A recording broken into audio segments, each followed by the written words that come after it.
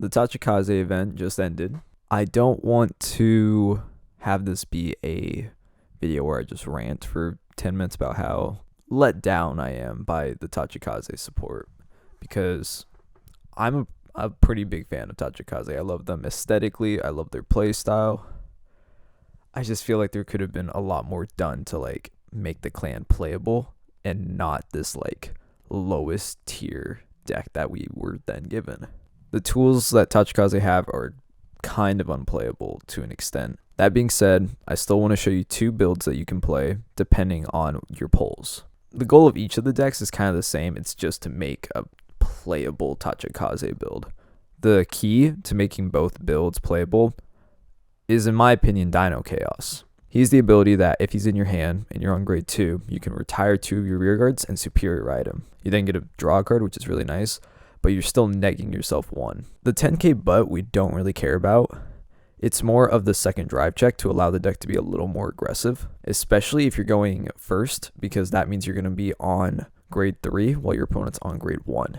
The only like playable engine within Tachikaze is like the Brachio line. Similar to like the Music Gang that Grade Nature got, Tachikaze has it in the opposite manner. So instead of going down the grades from 3 to 2 to 1, they go up. So what that means is that if you have the grade 1 Brachio, the grade 1 Brachio, when he's retired, counterblast 1, call out the grade 2 Brachio. And then when the grade 2 is retired, you then get to call out the grade 3 Brachio. The nice thing about it going up is that you can start it earlier. That means you can call out the grade 1 Brachio, then retire it with Dino Chaos, call out the grade 2, which will now be an Interceptor. What I don't like about it is that the grade 2 is an 8k. I don't really understand why they made it an 8k.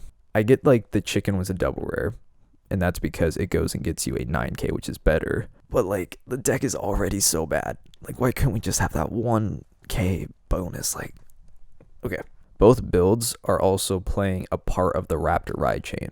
This is showing if you were like luckier and were able to pull your 4 Dark Rexes, which is the only way that Tachikaze can like have a like winning play. Even without the grade 3 Raptor, we still want to be playing the grade 1 and grade 2 Raptor. This is because the grade 1 Raptor has the ability that when the grade 2 rides it, you can then call out another grade 1. So once you get to your grade 2 line, you'll then have a 10k butt and an extra rear guard. So you do get a +1. This is one of the only ways that like Tachikaze can like gain a board presence without like negging itself in the same way. Dark Rex is Tachikaze's finisher. How it works is that while he's in your hand, you can bind him, give one of your units +3k. This in itself is very good. It means that you don't just have a dead grade 3 in your hand, even if you're on a unit that you like. Because what this allows us to do is our 8Ks can now hit for 11k. This also means our 10Ks, like all of our grade 3s, can now hit for 13, which hits over cross ride. It's mainly just so it can just even hit, because like on 11Ks, it's even hard for us. The finishing move that he allows the deck to do is that while he is bound, while you're in limit break, if you go to swing with your Vanguard and they block it, you can superior ride him. You have to retire 3 rear cards, which is so much. You do get a draw too, but if you're doing this as like a finishing play, the 2 cards in hand isn't going to save you. Having a booster for Rex is like very essential, because if you had to place a booster behind like Dino Chaos so that it would even have the possibility of like hitting their Vanguard so that they will block it so that you can superior ride, you now don't have a booster for when Dark Rex comes out. This means that you're going to need to have the grade 3 Brachio out to then retire so that you can then call out the grade 1 Brachio and then have a booster for Dark Rex. Or he's going to have to pray to the gods for a trigger, so it's just even has the possibility of hitting, as they can still block. It's not inconceivable to think that the opponent has a second PG in hand. The wording on it doesn't hit doesn't mean that it's from 5 to 6. It can just be when you go for a swing when your opponent's at 3 and you have a crit, because the trigger will pop off, which means the attack did not hit, which means you can superior call Dark Rex. Sadly, nothing in Tachikaze, even Raptor, gets crit. So that means you have to play critical triggers. That being said, when you actually play the 9 crit variant, the deck never has any resources, so it never actually gets the opponent to that point of pressure. This is why like the 9 draw variant is kind of the only like playable way of doing it. I love that art though. It's so good. If you are going to play the 9 crit variant, make sure to play self-damagers. That way you will have your limit break on as soon as possible, because then it's kind of pointless because Dark Rex has to be at limit break for him to work. Since we're not playing the Raptor ride chain and we're really reliant on Dark Rex, the 4K Counterblast 1 go look for a grade 3 is kind of useful, because then it allows you to go and possibly get a Dark Rex or a Dino Chaos if you're still looking for them. It does cost a Counterblast, which is kind of hard to do because that means early game we're going to have to be using it. And then if we do get Dino Chaos, we're going to want to be retiring something like a Brachio, which uses Counterblast. So it's kind of hard to use, but if you do have a Dino Chaos in hand, then you have a free card to retire with it anyway. Now, the rest of the deck is kind of just like fillers that I felt like were just the most playable. Tachikaze has a lot of like interesting cards, but a lot of them are just like garbage, kind of like Gigarex, where it's just like when a card's retired, I get plus 1k. Yeah, and like Magical Christmas Land, if you like retired 5 cards with it on like a Dark Rex turn, for example, this thing would be decent in size. It would be a 16k attacker. I'm still playing the 1 Gigarex just for the 11k butt, because nothing else in the deck is an 11k butt. I'm then playing the 1 Skype Tarot, and this is just because the deck, as you'll play it, you'll notice you'll have a lot of CB open in the late game. So this way we just have a card that we can recur a lot. It does kind of suck because when it's retired, like during a Dark Rex turn, it just goes to the hand, so you can't lay it out to have a booster for Dark Rex. It's more for just like the turns leading up to it, so you don't neg yourself as much. Then I have just the 10k vanilla, just to have some kind of like big butt early game. And then as like a little tech card I'm playing the 1 Pachyphallus. It is an 8k, which sucks. But when a card is retired, he gets plus 3k. We are not retiring every turn. He is here for like that final turn push when we're in like Magical Christmas Land and your opponent doesn't have 2 interceptors. So you can place him in another rear guard. That rear guard takes out an interceptor. You then swing your Vanguard in. They block it. You then superior ride Dark Rex. Dark Rex kills 3 things. Hopefully not your Pachyphallus. And then Pachyphallus gets huge. And then even if they are able to PG your Dark Rex, you still have your big ass Pachyphallus. Not very likely to happen, but it's just for like that little bit of sauce. Just because like kind of everything else in the deck I don't like. Now, if you're missing Rex, you're in a lot of trouble. Rex is the only way the deck can swing at the Vanguard a second time. Tachikaze has no form of retiring, has no form of crit pressure, and has no form of restanding.